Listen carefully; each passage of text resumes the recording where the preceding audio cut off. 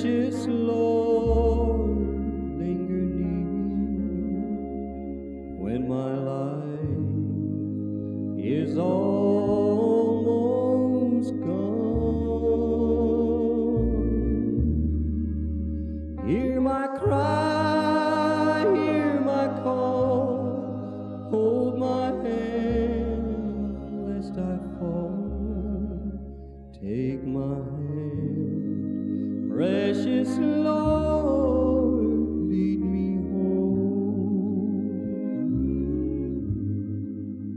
Precious Lord, take my hand, lead me on, let me stand. Though I'm tired, I am weak, I am worn. Through the storm, through the night, lead me on by thy light. Take my hand, precious Lord. C'est ta bonté qui nous permet encore de pouvoir encore vivre sur cette terre. C'est ta grâce qui nous rassemble à tes pieds. Et nous offre cette opportunité de chanter les cantiques de Sion en l'honneur de ton beau nom. Béni sois-tu pour tout ce que tu ne cesses de manifester à l'endroit de ton peuple que nous sommes. C'est toi qui nous guéris. C'est toi qui nous sauves, qui nous arrache de toutes nos détresses. C'est ta main puissante qui nous garde. Amen. Oh, sois béni. Sois loué. Nous joignons notre foi pour témoigner comme nos pères l'autrefois ont témoigné que tu es l'Éternel, le vrai Dieu. À toi soit la louange, la magnificence. L'adoration revienne à ton nom. Alors que ce matin, nous avons le privilège de nous tenir à tes pieds. Nos regards sont tournés vers toi. Réalisant qu'en nous, il n'y a rien de bon. Nous implorons ta miséricorde, ton pardon à notre endroit. Fais-nous grâce de tous nos manquements. Interviens pour qu'un cœur droit soit créé en chacun de nous. Et que nous soyons arrachés des voies tortueuses pour marcher dans les sentiers de la justice. Nous voulons vraiment que nos pas soient bien réglés par l'Éternel notre Dieu. Sachant que la vie de l'homme ici-bas est ne que de courte durée.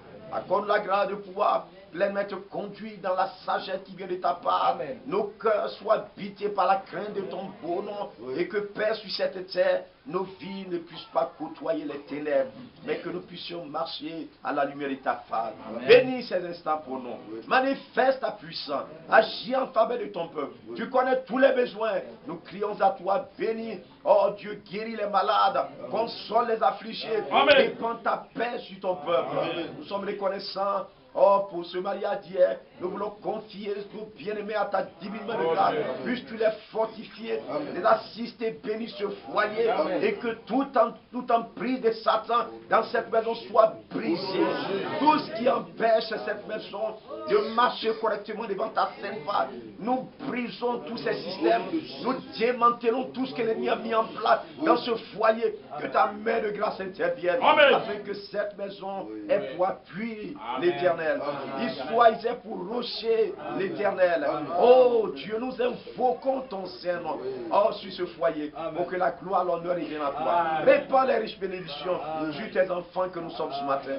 Nous crions à toi parce que tu es notre Dieu. Bénis ton peuple, bénis tous nos bien-aimés à l'écoute par téléphone. Que ta grâce repose sur chacun. Bénis tous tes serviteurs. Agis pleinement. Au nom de notre Seigneur Jésus-Christ, nous t'avons prié. Amen. Et vous asseoir. Nous sommes à nouveau encore de plus ce matin, reconnaissant notre Dieu pour la grâce et le privilège que nous bénéficions véritablement de sa part, de pouvoir à nouveau être là encore rassemblés à ses pieds. Il est vraiment merveilleux de pouvoir considérer la grâce que notre Seigneur manifeste à l'égard de ses enfants que nous sommes en ces derniers temps de la fin, afin de pouvoir permettre à tout un chacun d'avoir part à tout ce que notre Dieu a pu véritablement manifester véritablement pour nous en ces derniers temps de la fin. Véritablement, je crois, il y a une note qui est ici. Il s'agit de notre frère Jean-Marie et de son épouse. Vous voyez, je crois c'est une lettre de remerciement. Vous voyez, il demande à ce que nous puissions remercier tout le peuple de Dieu, véritablement pour tout ce qui a été fait, véritablement hier, vous voyez, pour les soutenir, pour que véritablement les choses se passent véritablement bien. Vous voyez, que Dieu puisse bénir les efforts de tout un chacun de nous, tout ce qui a été dépensé. Que Dieu puisse véritablement bénir tout un chacun de nous et qu'il nous soutienne véritablement. Nous prions aussi pour que le Seigneur les fortifie et qu'il les assiste davantage dans cette marche où nous avons droit de pouvoir nous laisser conduire par notre Dieu afin que le témoignage soit rendu, que nous avons été rachetés et que pleinement sur cette terre marchant, nous ne vivons que véritablement pour sa gloire. Dieu bénit tout un chacun de nous et qu'il nous soutienne en réalité, nous accordant véritablement sa divinement de grâce pour que pleinement nos pas soient réglés véritablement à la gloire de ton Seigneur. Que à la gloire de son Seigneur, que le nom de notre Seigneur soit véritablement béni et que Dieu nous soutienne en réalité. Nous allons certainement nous tenir tous debout et lire une portion de Dieu. Je vous remets les salutations de notre frère Daouda, véritablement qui est en France. Vous voyez, il m'a chargé de vous remettre ces salutations. Nous devons vraiment prier pour ce frère parce que quand vous allez sur Internet, vous voyez, il a vraiment révolutionné le site. Vous voyez, vraiment c'est merveilleux quand on peut voir tout ce que ce frère il fait vraiment. C'est lui qui s'occupe de l'entretien de notre site, la mission biblique libre.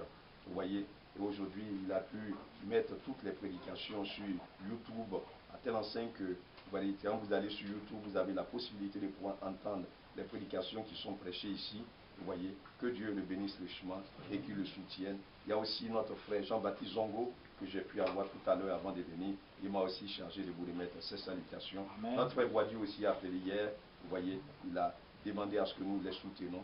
Et à sa femme, je crois qu'il doit rentrer bientôt en Côte d'Ivoire. Nous prions pour que Dieu véritablement bénisse tout et chacun et qu'il véritablement soutienne nous. Nous allons, alors que nous sommes debout, lire dans le livre de Psaume, le Psaume chapitre 3 et 34, ça doit être là, le Psaume chapitre 34.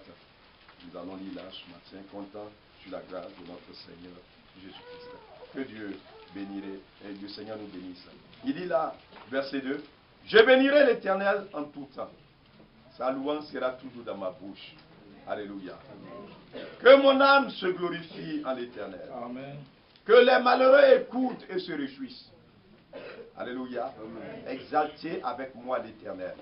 Célébrons tous son nom. J'ai cherché l'Éternel et il m'a répondu. Amen. Il m'a délivré de toutes mes frayeurs. Amen. Quand on tourne vers lui les regards, on est rayonnant de joie. Amen. Amen. Amen. Et le visage ne se coupe pas de honte. Amen. Quand un malheureux crie, l'Éternel entend. Amen. Il le sauve de toutes ses détresses. Amen. Suivez bien attentivement. L'ange de l'Éternel campe autour de ceux qui le craignent. Alléluia. Et il les arrache au danger. Suivez bien attentivement le verset 8. Il dit, sentez et voyez combien l'Éternel est bon. Amen. Heureux sur l'homme qui cherche en lui son refuge. Craignez l'Éternel, vous, ses saints, car rien ne manque à ceux qui le craignent. Les lionceaux éprouvent la disette et la faim. Mais ceux qui cherchent l'Éternel ne sont privés d'aucun bien. Amen. Venez, mes fils, écoutez-moi. Je vous enseignerai la crainte de l'Éternel. Quel est l'homme qui aime la vie et qui désire la prolonger pour jouir du bonheur? Préserve ta langue du mal. Amen. Et tes lèvres des paroles trompeuses. Amen. Éloigne-toi du mal et fais le bien. Amen. Recherche et poursuis la paix. Amen. Nous allons prier le Seigneur. Précieux Père Céleste, ce matin, il s'agit de ta parole à toi. C'est vrai. Ta pensée que tu as manifestée sur cette terre pour que nous puissions avoir l'occasion de connaître tes voies. Amen. Nous crions à toi, notre Père, parce que nous avons tant besoin de toi. Sans toi, notre vie sur cette terre, elle est vraiment une vie de misère. Nous sommes ce matin approchés de toi pour que tu puisses te révéler à nos cœurs. Nous avons passé toute une semaine. Nous avons entendu les hommes, nous avons écouté la radio, et puis beaucoup d'informations. Mais il est aussi important que toi tu nous parles. C'est pourquoi fais silence en chacun. Dispose nos âmes, nos cœurs. Donne-nous d'être attentifs alors que nous avons l'occasion de nous tenir là devant ta sainte main. Bénis ces merveilleux moments que nous avons à tes pieds. Enrichis-les pour nous et révèle-toi du haut des cieux pour que Père, la gloire et l'honneur et la louange te reviennent. Merci pour tes faits. À toi la gloire et la louange. Au nom de notre Seigneur Jésus. Amen. Amen. Il est merveilleux de pouvoir considérer la grâce que Dieu manifeste à l'égard de ses enfants que nous sommes véritablement alors que nous marchons sur cette terre. La grâce qui nous est accordée de pouvoir nous rendre compte en réalité, vous voyez, du privilège que Dieu nous offre pour que nous soyons véritablement appelés, vous voyez, de son nom. Vous voyez cette grâce que Dieu manifeste à l'égard de son peuple que nous sommes. Il est vraiment important. Regardez bien. Il dit, je bénirai l'Éternel en tout temps. Sa louange sera toujours dans ma bouche. C'est merveilleux de pouvoir voir, voyez, la grâce que cet homme avait reçue. Marchant sur cette terre, vous voyez, l'ennemi a réussi véritablement depuis que le péché est intervenu. Regardez ce que le diable a réussi à véritablement introduire dans le cœur des hommes. C'est-à-dire les hommes vivent une vie sans Dieu. C'est ce qu'on appelle la vie de vanité. Vous voyez, regardez là dans Éphésiens, quand nous lisons là, Éphésiens au chapitre, on revient là tout à l'heure, dans le psaume que nous avons lu. Regardez là dans Éphésiens, quand on peut véritablement considérer attentivement la parole de notre Dieu. Voilà ce qui est véritablement, véritablement ce qui est gravé là. Éphésiens, je crois, au chapitre véritablement 6, je crois que ça doit être là.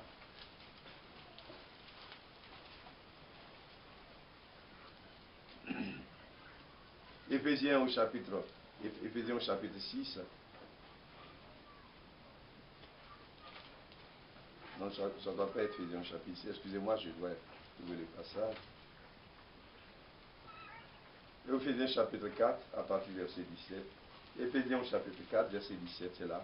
Excusez-moi. Il dit, voici donc ce que j'ai dit et ce que je déclare dans le Seigneur.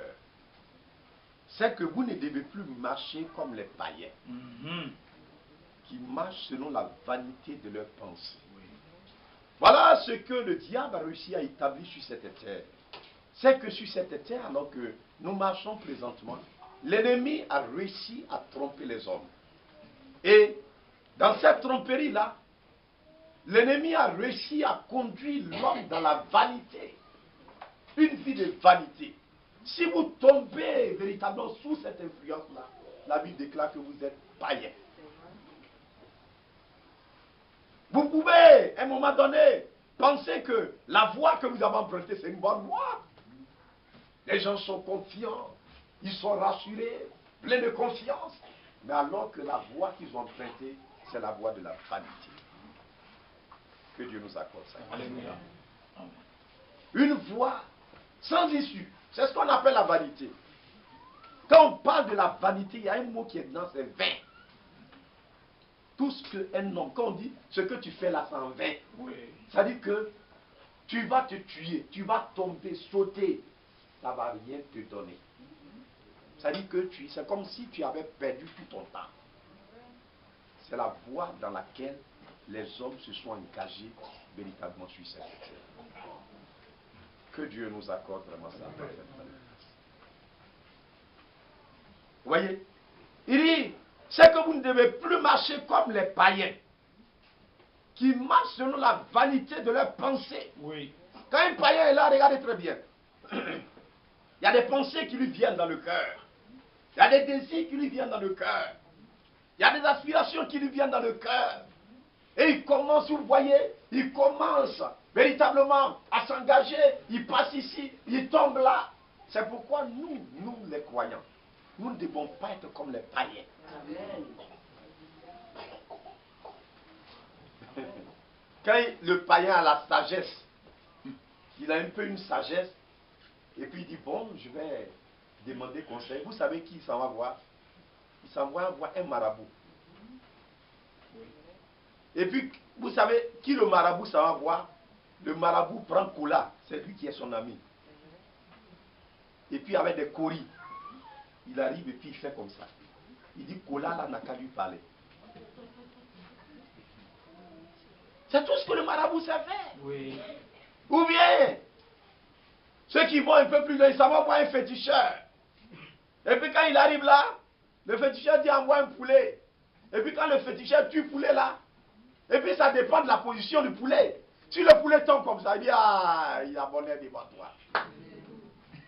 Si le poulet il tombe sur comme ça, il dit, oh, mon ami, il y a malheur qui t'attend. C'est comme ça, mes bien-aimés frères. La vanité dans laquelle l'homme a été introduite, les pensées, regardez bien, il dit, ils ont l'intelligence obscurcie. L'homme a oublié que c'est Dieu qui l'a créé. Est-ce que vous me suivez attentivement? Oh, que Dieu nous accorde sa grâce. L'homme a oublié cela. L'homme a oublié que nous qui sommes là, c'est Dieu qui nous a créés. La Bible déclare que l'homme égaré, l'homme païen, il a l'intelligence obscurcie. Ils sont étrangers à la vie de Dieu à cause de l'ignorance qui est en eux, à cause de l'endurcissement de leur cœur. Vous suivez attentivement. L'endurcissement du cœur des hommes. Les hommes ont le cœur endurci. C'est devenu dur comme le caillou. Dieu parle. Personne ne prête attention. Regardez depuis ce matin. Nous sommes réveillés. Suivez-moi attentivement, mes bien-aimés frères. Amen. Vous savez, il y a une semaine, c'était mon anniversaire. Donc, à mon actif, j'ai 46 ans. Donc, je me suis assis un peu. Et puis, j'ai dit, mais j'ai 46 ans maintenant. C'est pas trop certain que je puisse encore vivre sur cette terre 30 ans encore. C'est-à-dire, si je dois vivre encore 30 ans, ça me fait combien? 76 ans. C'est pas trop certain, évident. Hein? Notre frère Barlier qui est mort décédé, il a eu 89 ans. Ça, c'est un record. Il restait un an, ça lui fait 90 ans. Donc, je me suis assis, je dis, mais quand je regarde attentivement, j'ai déjà presque épuisé la moitié. Oui. Si Dieu doit m'accorder encore 30 ans, suivez-moi attentivement. Donc, 30 ans qui restent devant moi là, par rapport aux 46 ans que j'ai passés, j'ai déjà presque fini la moitié du chemin. Donc, je me suis assis, je dis, mais mon ami, pendant les 46 ans, qu'est-ce que tu as fait pour Dieu? C'est quoi il dit, enseigne-moi à bien compter mes jours. Amen. On est là, les années passent. Mais personne ne se demande. Depuis que Jésus est sur la terre, regardez, il y en a qui sont encore jeunes encore. Ils ont dit, oh, on a encore du temps devant nous. Est-ce que vous m'écoutez bien? Il y en a qui ont 20 ans, il y en a qui ont, maintenant ils ont 30 ans. Ils disent, oh, on est en train de faire nos études, le temps est encore devant nous. Mais bien mes frères, il est important que vous puissiez véritablement vous poser la question. Qu'est-ce que moi, depuis que Dieu m'a donné cette grâce de vie, en tant que jeune homme, en tant que jeune fille, en tant que vieillard, qu'est-ce que moi j'ai fait pour Dieu? C'est autour de ça que ce matin nous allons vraiment réfléchir. Parce que toute la terre entière, tout le monde est engagé dans la voie de la vanité, dans la voie du désordre, du paganisme, la fausseté, le mensonge. On va parler, on ment, on trompe. On ne dit pas vrai, ce qu'on n'a pas vu. On va dire des faux témoignages. Toutes sortes de mauvaises choses. Et on se lève le lendemain matin, on continue notre chemin. Notre cœur, c'est le territoire de la haine, l'envie, la méchanceté, les jalousies, les querelles, les disputes. C'est pas vrai. Même quand on se dit chrétien, on a des mauvais sentiments dans nos cœurs. Même à l'égard de nos frères. Quand on voit les frères, on les regarde. C'est pas vrai? Amen. C'est la vérité. Quand on voit les enfants, on a envie de les pousser même, les tacler pour les faire tomber. Parce que tellement la haine a rempli notre cœur. Et on continue de vivre. Dieu continue de manifester à notre égard sa bonté. C'est pas vrai? C'est une réalité. On souhaite que demain encore nous trouve. Mais pourquoi faire? Tu veux, nous tous qui sommes là, personne ne veut mourir aujourd'hui. Non, non. On veut que demain n'a qu'à nous trouver. Oui. Mais qu'est-ce que vous allez faire? Qu'est-ce que vous allez faire pour Dieu? Qu'est-ce que vous avez fait pour Dieu depuis? Car moi j'ai 46 ans. 46 ans, qu'est-ce que j'ai fait pour Dieu? Qu'est-ce que j'ai fait pour Dieu? On se promène. Quand on a un peu d'argent dans la poche, on veut faire voir aux gens que nous on a l'argent. C'est pas vrai? C'est vrai. Si on passe quelque part, les garçons ils passent quelque part, puis il y a des femmes qui sont là. Vous les voyez. C'est là ils vont montrer qu'ils ont un peu d'argent. Que Dieu nous accorde sa grâce. La Bible dit que c'est une vie de vanité. C'est vrai. Parce que l'homme semble avoir oublié une chose, mes frères. C'est que la vie que vous voyez, que nous voyons là, ça ne se limite pas seulement à cela. Regardez, mais j'aimerais vous faire voir une chose attentivement. Suivez bien. C'est dans Luc au chapitre. Regardez voir Luc au chapitre. On va lire là et vous allez comprendre ce dont nous sommes en train. J'ai prié pour que Dieu nous accorde sa grâce ce matin. Luc au chapitre, véritablement, je crois, ça doit être 16. Luc chapitre 16, à partir du verset 19. Regardez ce qui est écrit. Luc chapitre 16, verset 19. Suivez attentivement ce matin. Il dit, verset 19, il y avait un homme riche qui était vêtu de pourpre et de fin lin. Les habits qu'il porte là. Vous le voyez, on ne dirait pas qu'il ne va pas mourir. On dit pourpre et fin lin. Il y a des habits. Ça coûte cher. C'est pas nos vestes, tout nous on porte là. C'est pas ça. Hein. Que vous voyez leurs habits.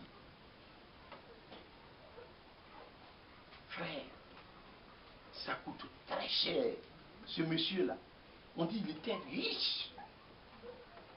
Il y en a, ils ont tout fait, tous leurs dents, même ça en or.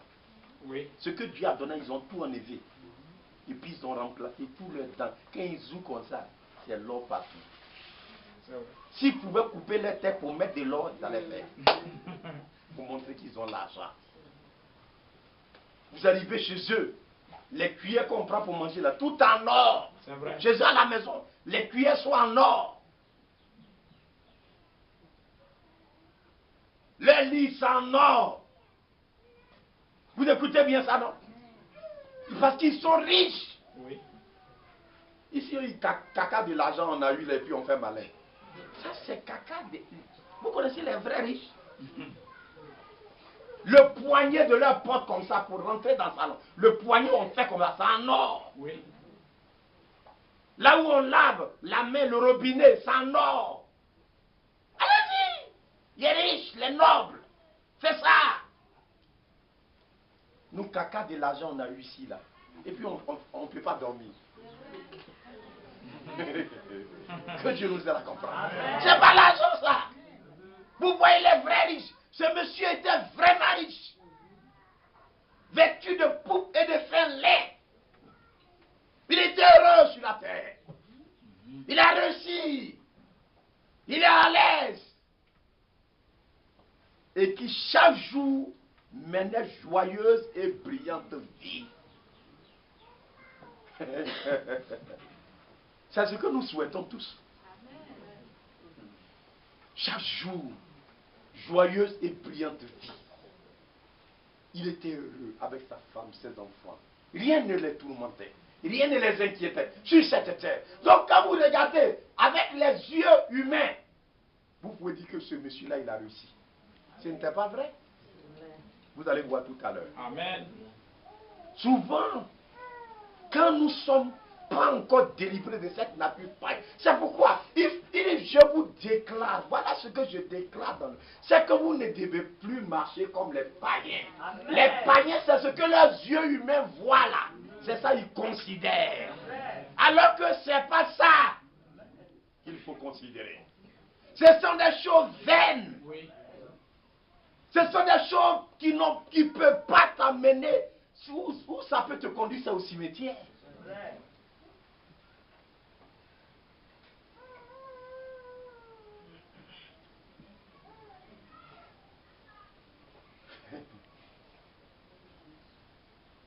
les gens, ils ne savent pas pourquoi avant, quand les gens mouraient, quand les gens, ils ont comment on appelle, une dignité de leur famille qui meurt, souvent on l'enterre pas au cimetière. Vous savez pourquoi? On l'enterre à la maison. Vous savez pourquoi? Les gens, ils pensent qu'aujourd'hui, quand quelqu'un meurt, on dit enterrez-moi à la maison. Et les gens pensent que c'est une mode. Avant, là, quand on doit enterrer quelqu'un, par exemple, c'est un roi, il est mort, parce qu'ils avaient de l'or. Donc ils prennent tout ça, ils mettent dans le cercueil là. Donc s'ils s'en vont enterrer, les gens vont aller casser. Donc ils enterrent ça à la maison. C'est à cause de ça. Les gens faisaient ça.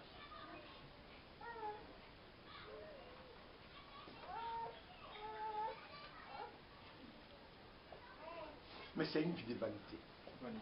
On prend l'or, on prend les bons pagnes, on met dedans. Oui. Est-ce que vous comprenez? Les pagnes kita, on met dedans, on s'en va enterrer. Mais la personne est morte quand même. Oui. Un pauvre, ça dit qu'on regarde avec les yeux humains. Ça dit qu'actuellement, on regarde avec les yeux humains. Oui. Donc il y a un riche, et puis il y a un monsieur, il est pauvre. Son nom c'est Lazare. Je ne dis pas que si vous êtes pauvre, vous allez partir au ciel. Ce n'est pas ce que je suis en train de dire. Si vous êtes pauvre, que vous n'avez pas connu Jésus-Christ, vous allez aller en enfer. Ce n'est pas parce que vous êtes pauvre que vous serez sauvé. Ce n'est pas ce que la Bible dit. Il faut comprendre la pensée de Dieu. Amen.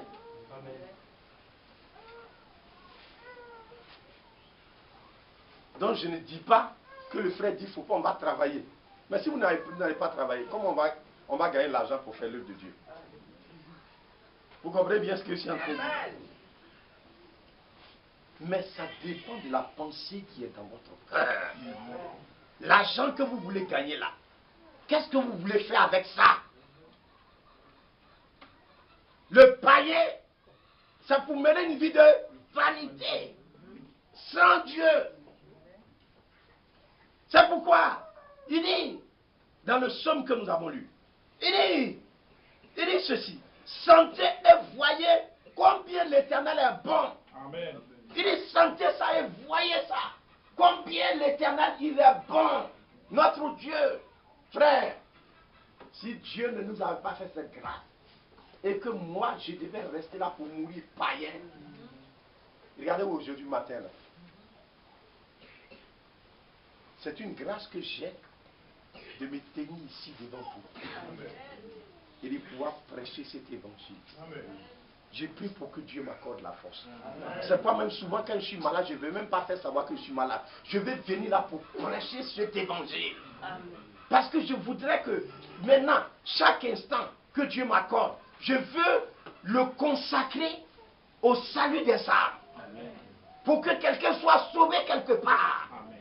Parce que je ne veux plus rentrer dans le processus de la vanité. Me tenir quelque part, prier pour les gens. Si des gens ont des problèmes, ils viennent me voir. Je voudrais être tellement sérieux que véritablement Dieu puisse avoir pitié pour m'entendre, pour m'écouter. Et que ces gens-là, s'ils sont liés, ils soient délivrés. Amen.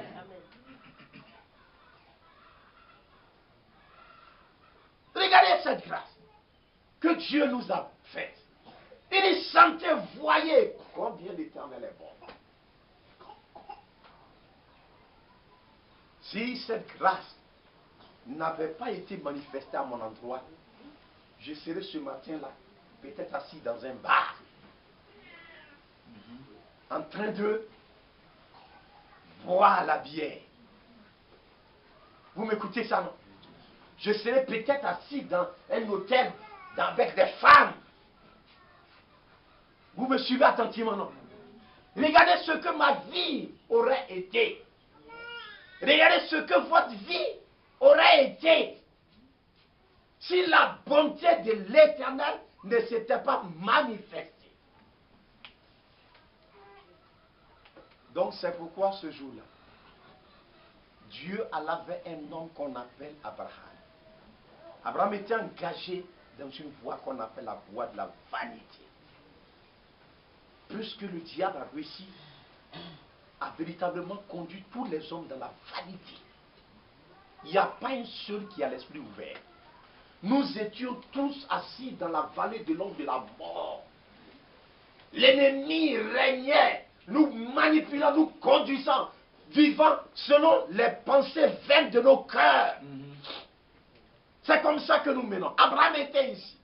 Mais la Bible dit, Dieu a fait grâce à cet homme de le sortir du paganisme. Nous allons voir ça tout à l'heure, vous allez comprendre. Un pauvre nommé Lazare était couché à sa porte couvert d'ulcères. Il avait des plaies partout sur sa peau. Quand on regardait avec l'œil, c'est ce qu'on voyait. On voyait que l'autre était riche. Et puis Lazare était pauvre. Il était malheureux. Il n'avait rien. Même pas, il ne trouvait même pas à manger. Et désirait de se rassasier des miettes qui tombaient de la table du riche. C'est-à-dire quand le riche mange là, il y a des choses qui tombent à terre. Le reste là, son restant, on s'en va verser ça dans la poubelle. Vous comprenez? Lazare voulait gagner ça pour manger. Mais là-bas encore, il devait lutter avec les chiens du monsieur. Frère, quand on pouvait voir un homme comme ça, on peut dire que cet homme est vraiment malheureux. Il a raté sa vie sur la terre. C'est ce que nous on dit. C'est ce que nous on voit. Mais ce n'est pas ce que Dieu voyait. C'est pourquoi il est important. Il dit, nous ne devons plus marcher comme les païens. Quand nous vivons sur la terre, on ne doit plus regarder les choses comme les païens voient. Non, non, non, non, non, non. On doit voir les choses différemment. Amen. Tant que cet esprit-là ne va pas sortir de nous, et puis on pense que c'est le fait de posséder ça, d'avoir ça, qui fait qu'un homme est bien, tant que cet esprit ne va pas sortir de nos cœurs, on ne peut jamais expérimenter les promesses de Dieu. Amen. On ne peut pas.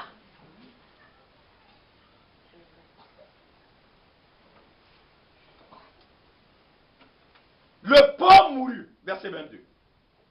Il fut porté par les anges dans le sein d'Abraham. Amen. C'est-à-dire quand le pauvre est mort, la Bible dit que les anges sont venus le prendre comme ça. Amen. Vous écoutez bien? C'est là que la réalité commence. La vraie chose va commencer maintenant. Oui. Ce qui s'est passé sur la terre là, ça n'a pas d'importance. Donc vous voyez, vous comprenez mes frères. Il fut transporté dans les anges de Saint. Le riche mourut aussi. Malgré tout son argent, malgré qu'il mangeait bien, il est mort quand même. La vie d'un homme, ça ne dépend pas de la nourriture qu'il mange. C'est un temps que Dieu a destiné à chacun de nous. Amen. Amen. Si ça dépendait de ça, les fous là il y a longtemps, ils sont tous morts. Oui. Vous comprenez bien, non? La vie d'un homme, c'est Dieu qui a mis la vie dans l'homme. Et quand il a mis la vie là, il a dit, l'homme comme ça, moi, peut-être à 80 ans, le monsieur là, je vais lui enlever la vie. Dieu a écrit, même si je ne mange pas bien, même si je tombe malade, tant que les 80 ans ne sont pas arrivés, je ne vais pas mourir. Mais quand le temps arrive, le temps que Dieu a décidé arrive là, tu vas partir. Même si on veut, on n'a qu'à t'envoyer en France. Tu vas mourir. Parce que Dieu en a décidé ainsi. Mais le diable voudrait faire croire à l'homme que la vie de l'homme, ça dépend de médicaments, comprimés. Ça dépend de docteurs. Donc tous les hommes cherchent à voir pour camarades les docteurs. Surtout ceux qui opèrent.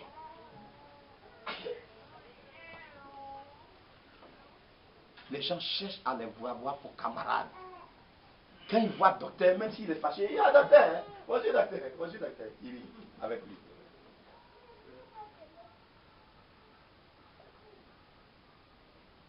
Si le docteur vient tout de suite, Et puis il dit, mais mon ami, j'ai besoin d'un poulet là. Il dit, oh docteur, il s'est attrapé le plus gros poulet. Il dit, docteur, il faut prendre, c'est bon. Parce qu'il veut se faire des amis. Quand il s'en va enlever ses vignobles, il tue les plus gros. Si un jour, par exemple, le préfet s'est trompé, et puis il est rentré chez lui à la maison, et puis surtout, s'il dit, bon, il arrive, tu es là comme ça, et puis tu vois le préfet, il vient chez toi à la maison. Vous suivez bien ça, non? Il rentre chez toi. Et puis tu dis, gouverneur, il y a la place. Il dit, oui, donne-moi une chaise, je vais m'asseoir. Et puis il s'assoit, il cause avec toi. Tu lui donnes chose. Et puis, frère, le lendemain, si c'est un paysan, il va dans son champ. Il s'en va enlever les grosses tubercules d'igname comme ça. Et puis il charge sa femme. Il met poulet. S'il a mouton, s'il a son mouton à la maison, il coupe le mouton là. Il dit, allons-y. Il s'en va. Il dit, gouverneur, voilà mon cadeau. Je te donne ça. Parce qu'il veut que le préfet n'a qu'à devenir son ami. Qu'est-ce que le préfet peut te donner ici à mon époux? Il peut te donner terrain.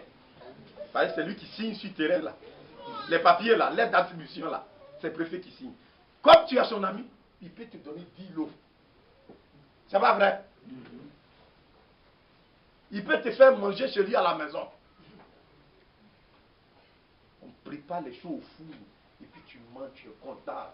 Et puis tu es assis dans son fauteuil.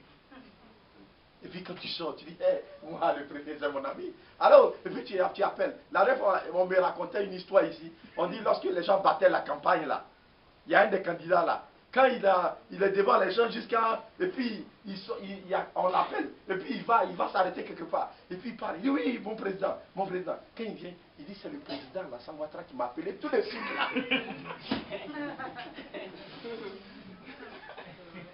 C'est lui qui m'a appelé. Ça peut influencer les gens. Oui. Vous dites que lui, il connaît le président. Mais ça va te donner quoi? Tu es assis tu peux aller chez le préfet. Moi, je ne suis jamais rentré là-bas. Tu peux aller t'asseoir dans son fauteuil d'honneur. Et puis tu es assis là. Il te donne à boire. Tu bois, il cause avec toi. Mais quand quelqu'un, il connaît le préfet. Oh, mais c'est pas fini. Mais tu sais que le préfet, c'est mon ami. Quand il parle un peu, il veut faire savoir qu'il connaît le préfet. Il dit, avant-hier, j'étais chez le préfet, mais je buvais avec lui. Monsieur, il connaît le préfet. Hein? Donc voilà la voie de vanité dans laquelle les hommes sont engagés. Mais il ne va jamais, son igname qu'il a fait là, quand ça a donné, il ne va jamais offrir quelque chose à l'Éternel. Vous n'avez pas lu dans Malachie? Quand il doit faire une offrande à Dieu, oui, c'est son mouton, il sait que demain le mouton va mourir là. La Bible dit une belle chétive. Oui. Il prend ça et puis il s'en va. Il s'en va trouver le sacrificateur. Il dit, ça c'est une offrande à l'Éternel. On attache le mouton, le lendemain on va le trouver, il est mort. Mais est-ce qu'il va donner ça au gouverneur? Jamais. Parce que si tu t'as donné comme ça au préfet, si tu viens chez lui, est-ce qu'il va te recevoir encore? Jamais. Mais à l'Éternel, on fait ça. Il dit, vous ne devez plus marcher comme les païens qui ont l'intelligence obscure. Parce que quand il donne au préfet, le préfet lui donne quelque chose que lui voit. Il voit. C'est pas une santé. Et voyez combien l'Éternel est bon. Mes frères, si les écailles de nos yeux ne tombent pas, on ne peut pas voir les bontés de l'Éternel. On va être là, on va penser que Dieu ne fait rien pour nous. Alors que c'est lui qui prend soin. C'est lui qui garde. C'est lui qui secoue. C'est lui qui garde nos enfants. C'est l'Éternel. Ce n'est pas quelqu'un, mais c'est l'Éternel notre Dieu. Il dit, sentez, voyez. Dieu est agissant sur la terre. Mais il n'y a que ceux. Oh, c'est vrai, mais bien mes frères. Quand on pouvait voir Lazare était malade. La Bible dit quand il est tombé, les anges sont venus le chercher. Il y a un cortège. Ce n'est pas cortège sur cette terre. C'est pas vrai? Amen. Ici, quand quelqu'un est mort, si les grands types, le président va là-bas, les motards sont là, et puis on monte à la télévision. Ton funérail là, si ce n'est pas pour le président, toi ton funérail là, on ne peut pas montrer 10 minutes à la télévision. Non! Parce que le journal là, c'est 30 minutes. Si toi seul on doit montrer pour toi 10 minutes, où ils vont trouver le temps pour parler des autres? Si on a trop montré, on monte comme ça, on monte, ta femme pleure, tes enfants pleurent, et puis paf, c'est parti. Oui. C'est fini. Et puis oh, on a montré le funérail à la télévision. Mais ma maman, je l'ai vu à la télévision. C'est ça que tout le monde cherche. Oui. On n'a qu'à le montrer à la télévision. Si on a mis sa photo dans Fraternité Matin, il va l'acheter tous les Fraternité Matin là ce jour-là.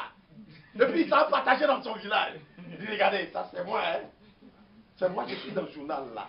Mais personne ne veut être dans le journal de Dieu. Ah oui. Alors que Dieu aussi est en train de faire son journal. Amen. Mais les gens ne sentent pas ça.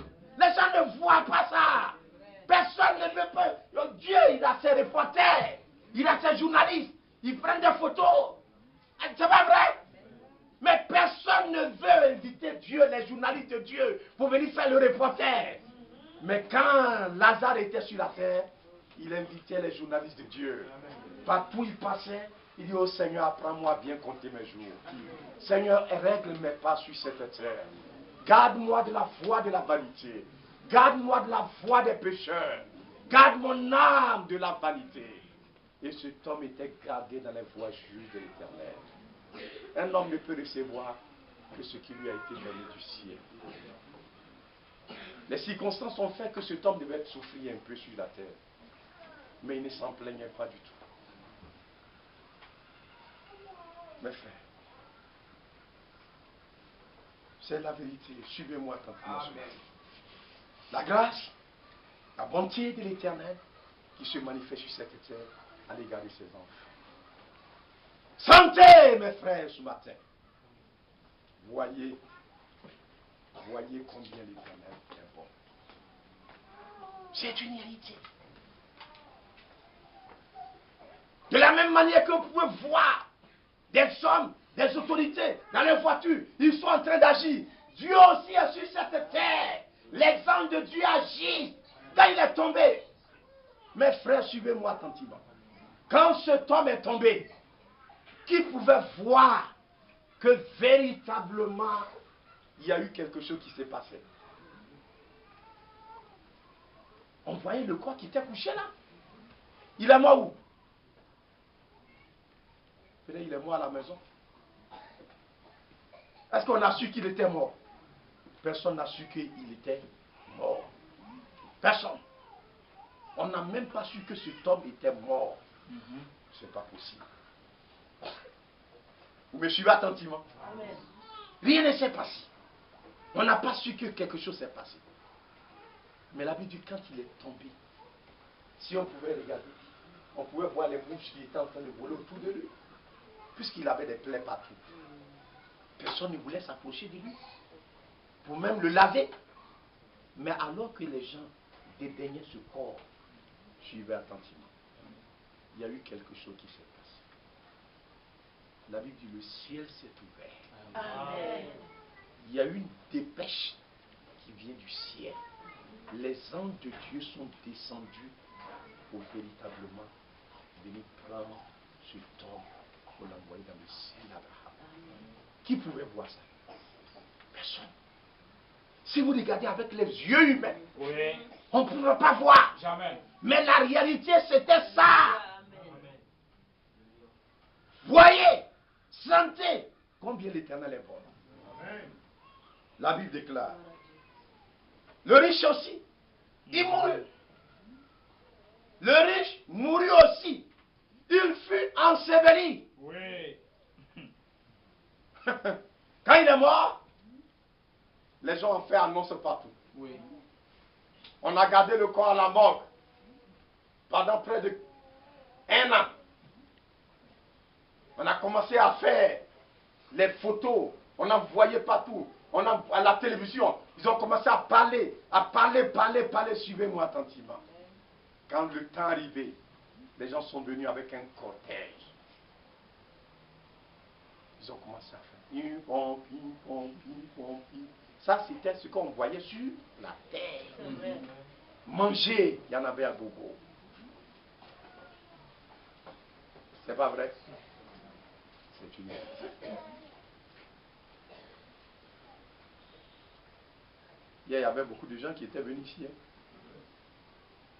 Parce qu'il y avait à manger. Tout le quartier est sorti.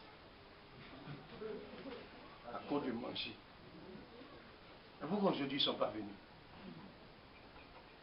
Vous écoutez, mes frères? L'homme, animal, il est étranger à la vie de Dieu. Ce que j'aimerais que ce matin nous saisissons, c'est que, au-delà de cette vie charnelle terrestre que nous voyons, il y a une autre vie qui est là-haut. Amen. Alléluia. Amen. Il y a une autre vie qui est là-haut. La dernière fois, on a vu, non? Au-delà de nos maisons que nous avons ici, il y a une maison qui est là-haut. Il y a une demeure qui est là-haut. Ça, c'est la demeure de Dieu. C'est la maison bâtie par Dieu. Elle est là-haut, là-bas. C'est une réalité. Si la vie devait se limiter dans ces choses que nous voyons, l'homme aurait perdu son temps. Puisque tous, nous n'avons pas cette grâce d'avoir part à cette vie-là. C'est pas vrai? C'est une réalité. Que Dieu nous accorde dans sa grâce. Mais cet homme, suivez bien attentivement, il fut enseveli dans le séjour des morts. Où il est parti? On dit il est descendu dans le séjour des morts. Il leva les yeux. Donc ça y est où ça? Ça y est en bas ici. C'est pourquoi quand les gens versent boisson, c'est en bas ils versent. Ils se courent comme ça. Et puis ils parlent aux gens qui sont là-bas. Ils savent où ils sont. Mais quand nous prions, on dit notre Père qui est aux cieux. Lisez dans la Bible. On dit le Seigneur leva ses yeux vers le ciel. C'est pas vrai? Amen. Quand il est monté, où il est monté? Là-haut. Lazare, où il est parti? Lazare est parti là-haut. L'enfer, c'est là-bas. Amen. Il est descendu là-bas, dans le lieu de tourment. Frère, c'était terrible. Il lève les yeux maintenant. Lazare était où ça? Là-haut. Il lève les yeux. Suivez attentivement. Tandis qu'il était en proie au tourment. Un homme qui a vécu comme ça, regardez l'état où il est, ce qui lui est réservé. On dit qu'il était en proie au tourment. Vous connaissez le tourment? Il vit de loin Abraham. Et Lazare dans son sein. Il s'écria, Père Abraham, aie pitié de moi.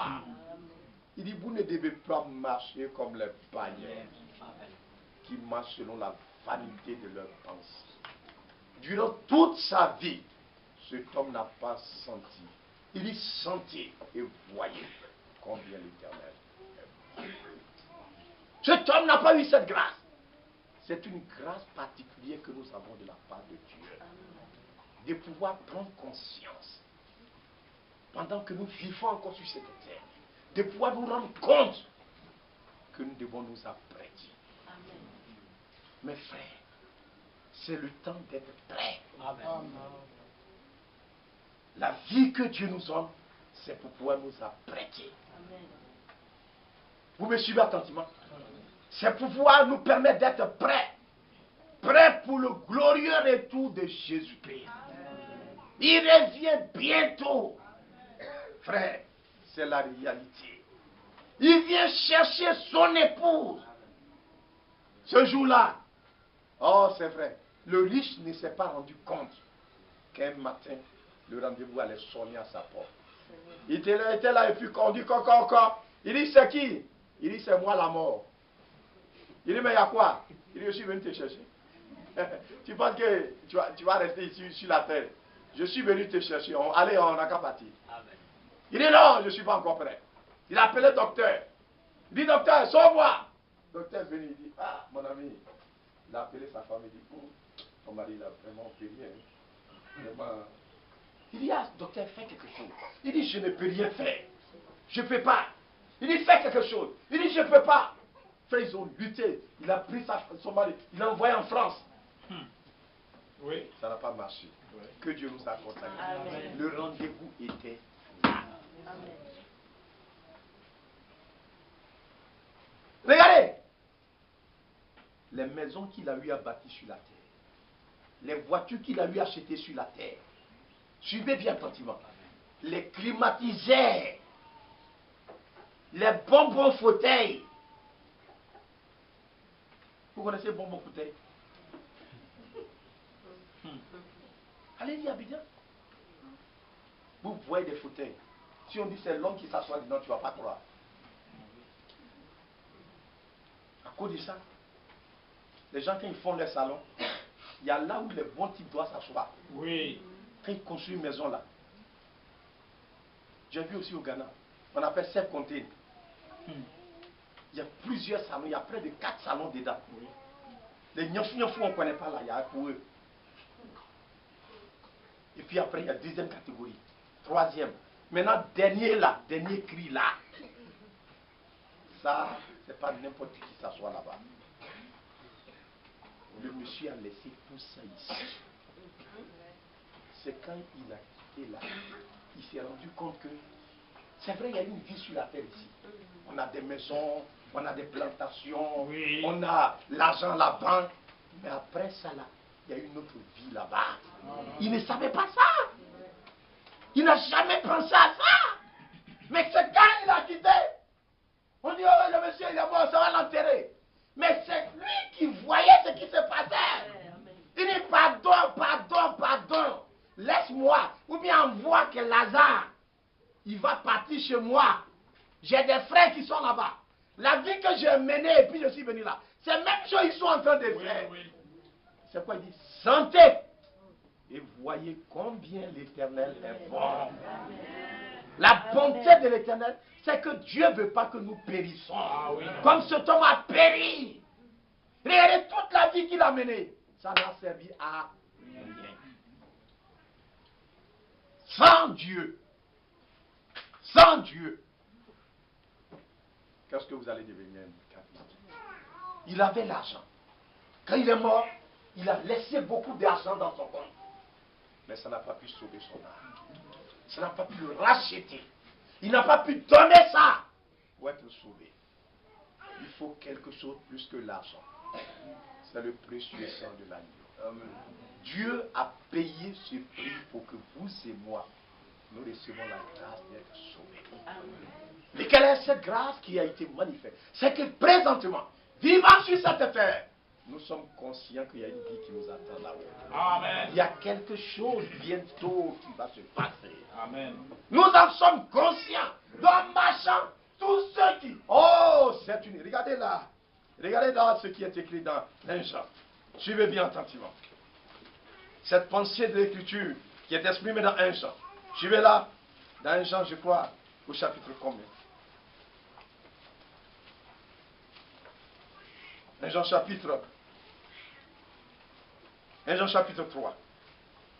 Ah, il dit, voyez quel amour le Père vous a témoigné pour que nous soyons appelés enfants de Dieu. Amen. Alléluia. Il dit, voyez l'amour que Dieu a témoigné. Comment il a souffert. On s'est moqué. On l'a mis nu à la croix pour que nous, on soit sauvés. Voyez cet amour-là. Voyez quel amour le Père a témoigné, vous a témoigné pour que vous soyez appelés enfants de Dieu. Et nous le sommes. Si le monde ne nous connaît pas, c'est qu'il ne l'a pas connu. Quand il est venu sur la terre, est-ce que le monde l'a connu? Les gens ne savaient pas que c'est quelqu'un. Vous voyez, on l'a pris pour un broussard. On l'a pris pour un va-du-pied. On le chipe, les soldats viennent. Ils le chipent. Oh! Ça va dire qu'il est un prophète. Dis-nous qui t'a giflé. On coupe sa tête. On prend pagne, on coupe sa tête. Et puis, ils sont là. Il y a un qui. Ils le chipent. Et puis, ils enlèvent le pain. Il faut deviner qui t'a giflé. Tu dis, tu es prophète, non? C'est comme ça qu'on s'est joué du Seigneur. Les gens le tapent. Lui là, quand il va, il est en train d'en dîner comme là, avec la croix. Quand il vient vers l'autre, il prend son fusil, il le tape. Et puis les gens se moquent. Il crache sur lui. Et puis il se moque de lui. Il le pousse, il tombe. Il dit, lève-toi. Il le tape. C'est comme ça qu'on l'a traité. Jusqu'à ce qu'il arrive à la croix. Oui. Et là-bas, ils ont mis la haine à son compte. Ils l'ont crucifié. C'est à cause de vous et moi. Parce que nous devons être sauvés. Amen. Nous devons être rachetés. Frère, n'oubliez pas cela. Même si, écoutez, excusez-moi, si un jour vous devenez fou, n'oubliez jamais cela. Amen. Même si vous êtes fou, vous écoutez bien ce qu'il dit. Excusez-moi, hein, ne perdez jamais de vue cela. Si un jour, sinon un jour, vous allez regretter toute votre vie. À cause de toi et moi, Jésus a souffert face à la croix du Calvaire, pour que nous soyons délivrés de cette nature païenne, vivant sur cette terre. Bien-aimés, nous sommes maintenant enfants de Dieu. Et ce que nous serons n'a pas encore été manifesté. Amen. Vous voyez la chose, non? Il dit ce que nous devons, ce que Lazare devait être là. Est-ce qu'on voyait ça encore? On le voyait pauvre. C'est le riche, on voyait. C'est pas vrai? C'est le riche, on voyait. Il avait de grands buildings, de grandes maisons. Et puis il était là, il fiait comme ça. Quand on dit à funérailles, il sort comme ça. Il sort l'argent. Et puis il dort. Est-ce que vous comprenez bien? La dernière fois, mon frère, quand Jean me racontait, il y a un monsieur, un frère, il envoie la foi. C'est le frère qui l'envoie la foi. Après, il est parti dans le monde. Il allait le trouver là-bas. Il lui a parlé. Le monsieur est revenu encore. Aujourd'hui, il a emprunté une autre voie. Vous m'écoutez bien. Frère, dans son église, il a créé son église. Quand il vient comme ça, il y a tapis rouge comme président là. On s'en va l'escorter et puis on le fait venir. C'est son cousin. C'est lui qui lui a présenté le message. La dernière fois, il y avait funérailles. Samedi passé, là, ils sont partis au village. Il est venu avec une Cherokee. Dernier cri. Quand il est arrivé comme ça, quand il est arrivé dans le village, voyez, les villages, pasteur est venu, pasteur. Et puis il faut comme ça. Il se lève, sans le saluer. Pasteur, diablo. Il faut comme ça. Dieu nous accorde. Ah non, maman. Et puis il faut comme ça. Frère. Le frère était là, et puis le frère quand il est venu. Qui sait qu'il y a quel homme qui est arrivé dans le village là? Est-ce que vous écoutez bien, mes frères? Amen. Vous devez choisir. Amen. Maintenant, il dit pardon, envoie Lazare, il va aller dans la mer. Si lui, comme il est mort là, si on le voit que c'est Lazare, ils vont croire. Ils vont croire. Il dit non. Il y a Moïse et les prophètes qui sont là-bas. S'ils ne croient pas, même si un mort ressuscite, ils ne vont pas croire. C'est la vérité. Est-ce que vous suivez bien? Il y a Moïse et les prophètes qui sont là-bas. S'ils ne croient pas, même si c'est un mort qui ressuscite, ils ne vont pas croire. Que Dieu nous accorde sa grâce. Il est bien-aimé. Nous sommes maintenant enfants de Dieu. Nous le sommes. Quand vous croyez en Jésus-Christ, la grâce qui a été manifestée, c'est que vous êtes délivrés. Il y a un esprit qui est sur le païen. Vous sortez de cet esprit-là. Vous êtes lucide. Vous ne faites pas les choses comme les païens le font. Quand vous devez faire quelque chose, vous devez consulter l'Éternel. Vous devez chercher quelles sont les voies de Dieu. Vous ne marchez plus selon vous. Parce que vous avez un berger. Vous avez un gardien de vos âmes. C'est l'Éternel. Il dit, vous êtes retournés vers le pasteur et le gardien de vos âmes. Il dit, l'Éternel est mon berger. Ce que nous serons n'a pas encore été manifesté. C'est vrai. Mais nous savons que lorsqu'il sera manifesté, nous serons semblables à lui. Amen. Amen. Ce corps mortel, ce corps que vous voyez, ce corps mortel, vous m'écoutez bien, attentivement, sera en goutte. C'est vrai. La maladie n'existera. Plus jamais.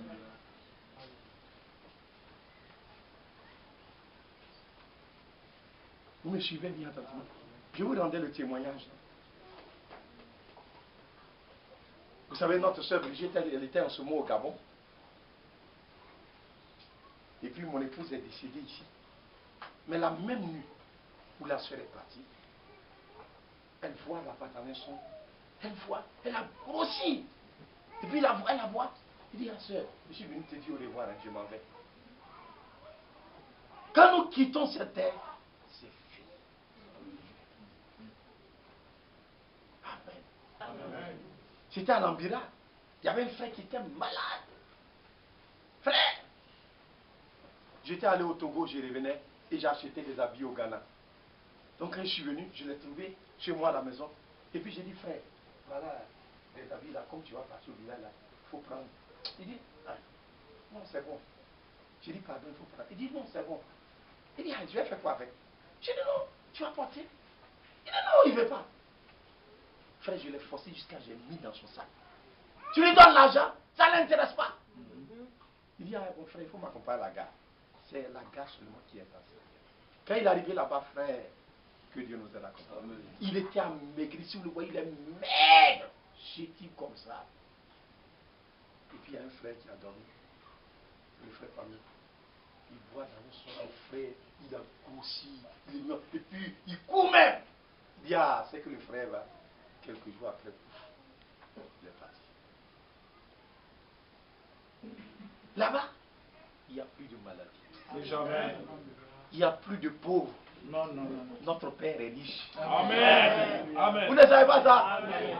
Il est riche. L'or, c'est pour lui. L'or. Là où on va marcher comme ça, là, c'est l'or qui est là-bas. Amen. Ici, les gens s'en prennent caca de goudron. Ils mettent là et puis ils font malin sur la terre. Là-bas, les rues sont pavées. Alléluia. Amen. Les portes sont en or. Amen. Qu'on va arriver là, devant la porte là, frère. Les anges vont se mettre au gardez-vous. Ils vont craquer. Oui. Devant nous, petits comme ça. J'ai dit, un jour, il y a un frère. Je ne vous ai jamais raconté cela. Il était là, et puis il a vu, il est sorti de son corps, frère. Il a été transporté au ciel. J'avais le témoignage quelque part. C'est frère Abraham qui rendait ce témoignage-là. Et quand il est arrivé, il a été transporté au ciel. Donc, quand vous arrivez, il y a un grand portail sans or. Frère. Donc, ils étaient là. Et puis, il y a un monsieur qui est venu. C'est un archevêque. Il est venu, un prêtre catholique. Il a tous ses diplômes, sa mallette, avec tous ses grades. Tout ça, ça y est sur lui. Puis il est arrivé. On dit, oui, monsieur, présentez-vous. Il dit, oui, je suis l'archevêque de Canterbury. Il a commencé à décrire les écoles qu'il a fait, depuis école primaire. Il a fait son CV. Quand il a fini de parler, on dit, c'est tout. On dit, on ne te connaît pas ici. Ils ont fouillé tout, on ne connaît pas ça ici. Il n'y a pas école, université de Harvard, quoi. Tout ça, il n'y en a pas là-bas. On dit, monsieur, mettez-vous de côté. Il y a un autre qui est venu encore. On dit, c'est un archevêque. Il est venu, il a décrit, on dit, non, monsieur, on ne te connaît pas ici, allez, mets-toi là-bas. On demande, quel est le mot de passe? Il ne connaît pas. C'est ça, il y a un mot de passe. Quand on va à la guerre, les militaires vont à la guerre. Le matin, comme ça, quand ils se lèvent, vous connaissez ça? Quand le matin, ils se lèvent, plus il y a des ennemis, souvent vous allez vous mélanger. Oui. Donc, on vous donne, on dit, bon, matin là, si on dit, comme j'écris attiquer, toi tu dis poisson. Donc, quand il dit attiquer, si tu dis poisson, il sait que tu n'es pas un ennemi. Mais s'il dit attiquer, et puis toi tu dis kabato, il a fini avec toi. Au même moment, il t'enflamme. Parce qu'il sait que c'est un ennemi qui est devant lui. Vous voyez ça, non? Donc il y a un mot de passe. On lui demande au monsieur, il ne connaît pas. Et puis c'était là. Frère, il y a un petit qui est venu. Il était en aillon, ses habits, vous voyez, ça lui fait mal. Il est arrivé là. Frère, on lui a demandé le mot de passe. Il dit le sang de l'agneau. Frère, on dit la porte là. Ça commence à faire. La porte, ça commence à grincer. C'est ouvert comme ça. Quand c'est ouvert, les anges étaient alignés là, comme ça. Ils se sont mis au garde-vous. Le petit là, il marchait devant. Frère! Les jeunes étaient là. Les grands patrons étaient là et puis se regardaient. C'est ça la vérité. Amen. Un de ces 4 matins, lorsqu'il apparaîtra, nous, il dit, il y a plusieurs demeures dans la maison. Mais est-ce que les gens voient ça ici? Les gens ne voient pas que Dieu est en train de faire quelque chose pour ses enfants. C'est pourquoi nous aussi, on doit travailler pour Dieu. Amen. On doit souffrir pour cet évangile, pour que d'autres soient sauvés. On doit vivre bien, pour que des âmes perdues soient délivrées. Amen. Notre vie doit être une vie de lumière. C'est vrai. Ce serait notre récompense, ça. On a rendu avec force. Force. C'est pourquoi quand je prêche comme si je vais mourir demain. Amen. Quand je vais à la maison comme ça, je suis fatigué. Je dis, hé! Est-ce que demain je vais pouvoir me lever? Mais demain matin, je suis debout encore. Amen. C'est comme ça. Amen. On vieillit. Parce que ça nous épuise. Il faut gêner. Quand des gens ont des problèmes, il faut gêner pour eux. Mais pour cela, nous n'allons pas perdre notre récompense. C'est la vérité, mes frères. Si vous avez l'argent, pensez à l'œuvre de Dieu. Vous n'allez pas perdre votre récompense. Ce n'est pas pour un homme, mais c'est pour Dieu que nous faisons. Si toi, tu ne peux pas aller prêcher l'évangile, tu peux aider quelqu'un à monter. Amen. Les gens, regardez-les. Quand nous on monte d'avion, c'est classe économique qu'on peut payer. Mais les gens, à cause du péché, ils sont en classe d'affaires. Ils sont en l'aise. Classe économique, là, c'est serré comme ça. On est obligé de s'asseoir là-bas. D'où j'ai quitté ici pour aller au Rwanda. Quand je suis arrivé, frère, tous mes pieds me faisaient mal. On a quitté ici à 19h. C'est le lendemain à 10h que je suis arrivé à Kigali. On arrivait net. 15h, il y avait réunion. Il faut aller prêcher la parole de Dieu. Je n'ai pas dormi. Allez, j'ai dit, il va se dire ça parle. Il n'y a pas de problème, nous on est commando. Commando de Jésus-Christ. Amen. Je me suis lavé, allez, on est parti. On n'a pas eu de repos. J'ai fait 2 semaines là-bas. Jusqu'à ce que je revienne. C'est comme ça, mes bien-aimés. Il allait. C'est par la foi qu'il vint s'établir dans la terre promise, comme dans une terre étrangère, habitant sous des tentes, ainsi qu'Isaac et Jacob, les co-héritiers de la même promesse. Il attendait la cité qui a des solides fondements. Vous suivez attentivement. Pourquoi Abraham n'est pas allé à Sodome? Parce que Abraham voulait voir celui-là qui est le Créateur. Amen. Est-ce qu'Abraham ne l'a pas vu? Amen. Il a vu. S'il était parti à Sodome, il n'allait pas le voir. Il attendait, car il attendait la cité qui a de solides fondements. Il sait qu'ici-bas, on peut bâtir, mais tout peut s'écrouler. Mais il y a une cité qui a de solides fondements. Celle dont Dieu est l'architecte et le constructeur. Donc il y a une cité que Dieu est l'architecte. Vous voyez les maisons non, que les gens ont construites sur la terre? Il y a des maisons, quand tu vois là, on ne dirait pas que c'est sur la terre. Mais ce n'est rien. Ce n'est rien. Soyez rassurés. Ce qui nous attend, regardez là. 1 Corinthiens chapitre 2. Regardez ce qui est écrit. On lit là et puis on va terminer tout à l'heure. 1 Corinthiens chapitre 2. Verset 6. Cependant, c'est une sagesse que nous prêchons parmi les parfaits. Ce n'est pas parmi les païens. Parmi ceux qui ont ouvert leur cœur à Dieu.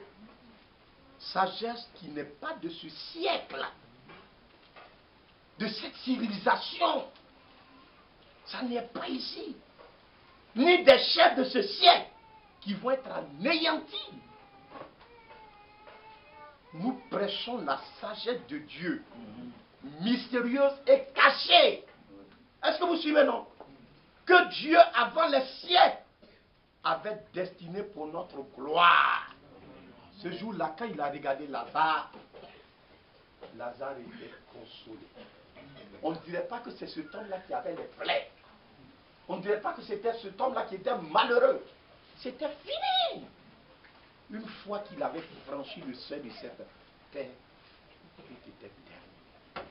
La souffrance n'existait plus. La mort n'existait plus. Aucune maladie, la pauvreté, la douleur, les gémissements, tout était terminé. Il était rentré. C'est pourquoi le frère, la sœur est rentré à la maison. Amen. À la maison, toute fatigue, toute souffrance, c'est terminé. La sœur se repose. Amen. Le frère se repose. Amen. C'est tellement beau, frère. Dieu a fait la grâce à Frère Branham. Quand sa femme était décédée, c'était vraiment difficile pour lui. Un jour, il est sorti de son corps. Il arrivait. Son épouse, Hope, il a trouvé, elle avait comme un salon. Frère, là-bas, c'est vrai. Amen. Elle l'a reçu dans son salon. Frère, c'est la vérité. Amen. Il dit, sagesse qu'aucun des chefs de ce siècle n'a connue. Car s'il l'eût connu, il n'aurait pas crucifié le Seigneur de gloire. Mais comme il est écrit, ce sont des choses que l'œil n'a point vues, que l'oreille n'a point entendues, qui ne sont point montées au cœur de l'homme. Des choses que Dieu a préparées pour ceux qui l'aiment. Alléluia. Amen. Comment on sait ça? Il dit, Dieu nous les a révélés par l'Esprit. Quand Lazare était sur la terre, frère, il y a eu quelque chose qui lui a été manifesté. Amen. Sinon, il ne pouvait pas vivre sur cette terre. L'Esprit de Dieu est tombé sur Lazare. C'était ça sa consolation. Quand il souffrait, il était consolé. Il ne se sentait pas malheureux, mais il était consolé. Il savait qu'il y a une cité là-bas, dont Dieu est l'architecte et le constructeur. Il dit la cité là, ce sont des choses qui ne sont jamais montées au cœur. Il n'y a pas un homme là, on dit c'est un architecte, et puis là, il a pu dessiner un tel plan. Ça n'existe pas sur la terre, il n'y en a pas. Il n'y en a pas. Il n'y en a pas. Vous m'écoutez, non? Il n'y en a pas sur cette terre. Il dit que l'oreille n'a pas entendu, qui ne sont point montés au cœur de l'homme. Des choses que Dieu a préparées pour ceux qui l'aiment. Mais bien, mes frères, c'est quoi il dit? Sentez et voyez comment l'Éternel est bon. Sentez ça maintenant. Ouvrez votre cœur pour aimer ce Dieu-là. Le diable veut nous amener à aimer les choses de la terre. Il a envoyé le Seigneur. Il dit, si tu te prosternes et puis tu m'adores, je vais te donner toutes ces choses. Il dit, arrière de moi, Satan. L'homme sur cette terre doit adorer que l'Éternel. Amen. Tout ce que nous voyons sur cette terre, un de ces 4 matins, tout va passer. Mais là-haut, les choses qui sont là-haut, c'est les réalités. Les vraies choses. Tout ce que nous voyons ici, c'est l'image. Si vous voyez que les hommes peuvent bâtir des châteaux, des maisons, c'est joli. Et puis, ils sont contents. Mais c'est que Dieu là-haut, ce qu'il a fait là, Amen. on ne peut pas comparer. Amen. Mais comment faire pour ne pas te laisser tromper par les choses de cette terre? Ce riche-là, il s'est laissé tromper par les choses de la terre. Un jour, je suis allé à Abidjan. Et puis j'ai vu une maison. L'homme dort dedans. Si on vous dit que c'est maison de l'homme, vous n'avez pas quoi. C'est tellement chaud. Tout passe, tout ça brille. Tout brille. Quand tu passes comme ça, on dirait que c'est miroir. Tu peux te mirer dedans. Puis cette maison, nous on dort ici, là, on appelle ça maison. C'est pour l'aller. Et puis il y a un blanc qui est venu ici et puis il a vu une maison là qui est là. Il demande si c'est une école. Il est venu saluer quelqu'un ici, il est venu en tout. Il dit, hey, ça c'est pas une école, hein. C'est une maison de quelqu'un qui est là. Il dit, ils vont faire quoi? Il dit, ils vont dormir dedans. Il dit, ça là, ils vont dormir dedans. Il dit, oui. Que Dieu nous a. Chez eux là-bas, bon, ils font des trucs comme ça et puis ils élèvent les poulets dedans. Mais quand nous on a gagné ça ici là, on est tellement content. Vous comprenez bien ça, non? Que Dieu nous accorde ça. Amen. C'est pourquoi on dit, actuellement on est en train de construire, on dit il veut construire une maison. On appelle ça logement, logement sociaux. C'est-à-dire, vous comprenez, sociaux là, vous comprenez ce que ça dit? C'est-à-dire c'est pour les pauvres. C'est une maison des pauvres. C'est pas bonne maison. C'est pour les pauvres. Mais ce n'est pas ça qui est important. Ce qui est important, c'est ce que Dieu est en train de préparer. Amen. Il faut tout faire pour y aller là-bas. Si Dieu nous pas notre cœur et que l'esprit des païens là doit reposer sur nous pour nous tromper, pour te blaguer jusqu'à ce que tu meurs, tu as perdu ton temps. Amen. Tu as perdu ton temps. Derrière les pagnes, les mots des pagnes, les mots de la terre, tu as perdu ton temps. Demoiselle, jeune homme, vieillard, tu as perdu ton temps. Le monsieur ce jour-là, il avait perdu tout son temps. Allez-y à Abidjan. Vous voyez des petites filles comme ça. Elles sont couchées dans la voiture. Si tu vois la voiture là, ça brille jusqu'à toi-même. Tu as peur même de passer à côté. Une petite fille, c'est elle qui est dedans. Vous savez ce qu'elle fait? C'est la maîtresse d'un boss. On appelle un boss. Le monsieur, sa femme est là-bas, hein, mais c'est sa copine. Il a loué maison pour elle. Elle est quelque part. Il a acheté voiture. Il y a la tout. C'est la vie qu'elle mène sur la terre. Qu'elle se lève comme ça, sa tête est remplie. Et qu'elle est dans la rue. Elle est là. Elle est contente. Elle est heureuse. Elle a réussi sur la terre. Même si c'est 4 matins. Elle est devant la réalité. C'est trop tard. Trop tard.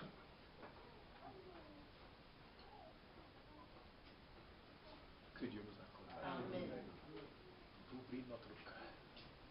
Il dit sentez et voyez combien l'Éternel est bon. La bonté de l'Éternel a consisté à faire sortir Abraham de cette civilisation de péché pour l'amener à voir, vous voyez, la sagesse. Il dit, cette chose que Dieu nous a révélée. Il dit, mais l'homme animal ne reçoit pas les choses de l'Esprit de Dieu. Si l'esprit animal est en vous, vous n'allez pas comprendre des choses. Il dit, oh, le monsieur là, il perd son temps, il n'a rien à faire. C'est vrai, je perds mon temps. N'écoutez pas. Mais un jour, vous allez le regretter. C'est pas parce que je n'ai rien à faire. Frère, je sais bien ce que je fais. Amen. S'il y a un combat qui mérite d'être mené, c'est le combat de la foi. Amen. Il dit, j'ai combattu le bon combat. Oui. J'ai achevé la course. La couronne m'est réservée. Amen. Chacun de nous, nous devons combattre. Amen. Il dit, car C'est une folie pour lui. Dis à ce riche-là qui était sur la terre, dis-lui, Lazare n'a qu'à aller pour lui parler. Il dit, ah d'accord. Ah, après, ici, là, il y a une vie qui est là. D'accord? C'est à cause de ça que tu souffres comme ça. Ça va comment tu es malheureux. C'est pas chez moi ici, tu viens manger, et puis tu dis que moi, même si Dieu que tu dis là, c'est vrai là, entre nous deux là, qui Dieu va envoyer dans son ciel là-bas? Regarde-moi, regarde comment ma veste j'ai portée. Et puis toi, plaît comme ça là. C'est ça Dieu va envoyer chez lui là-bas. Tu es malade, tu n'as pas bien chez lui.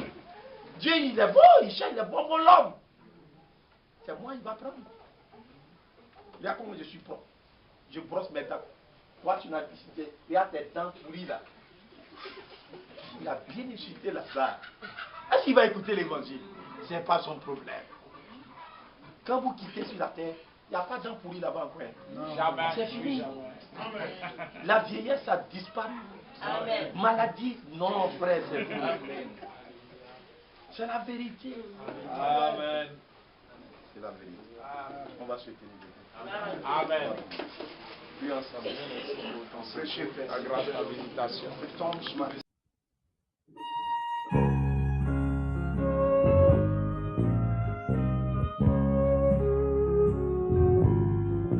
God's children